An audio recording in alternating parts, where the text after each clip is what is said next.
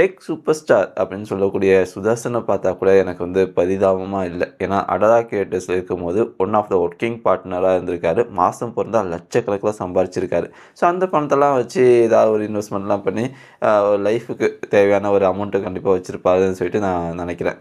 ஆனால் அவரை நம்பி மாத சம்பளத்துக்கு வேலை பார்த்த ஒரு 6 பேர் ஆட்டு மண்டை மாரி அவர் கூடயே வந்தாங்க தெரியுமா? இப்போ அவங்கள நினச்சா தான் எனக்கு பரிதாபமாக இருக்குது. இனிமேல் அவங்களுடைய ஃப்யூச்சர் எப்படி இருக்க போகுதுன்னு தெரியல டெக் சூப்பர் ஸ்டாரில். ஏன்னா ஏற்கனவே பார்த்தீங்கன்னா சித் ஃப்ரீக்வன்சி வந்து டெக் சூப்பர் ஸ்டாரை பற்றின எல்லா உண்மையும் அவங்க சேனலில் போட்டாங்க. ஸோ இப்போ பார்த்தீங்கன்னா ரீசெண்டாக எந்த வீடியோவுமே நான் பார்க்கல டெக் சூப்பர் ஸ்டார்லையுமே கூட.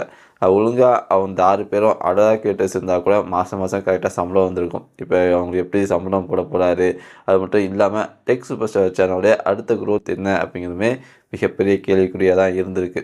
ஸோ இதனால தான் சொல்கிறது, இனிமேல் கண்மூடித்தனமாக ஒருத்தரை நம்பி அவருக்கு பின்னாடி போகக்கூடாது. ஒருத்தவங்க வந்து பெரிய லெவலில் ஒரு விஷயம் செய்ய போகிறாங்க அப்படின்னா பின்னாடி என்ன பண்ணியிருக்காங்க அப்படிங்கிறத கொஞ்சமாவது யோசித்து பார்த்துருக்கணும். பட் இருந்தாலுமே இந்த 6 பேரும் அடுத்த வேறு ஏதாவது ஒரு சேனலில் ட்ரை பண்ணுறது நல்லது அப்படிங்கிறது தான் என்னுடைய கருத்து. உங்களுடைய கருத்து என்ன அப்படிங்கிறத மறக்காமல் கமெண்ட்ஸில் தெரிவிங்க. அண்டு எந்த யூடியூபர்ஸுமே கண்மூடித்தனமாக நம்பாதீங்க.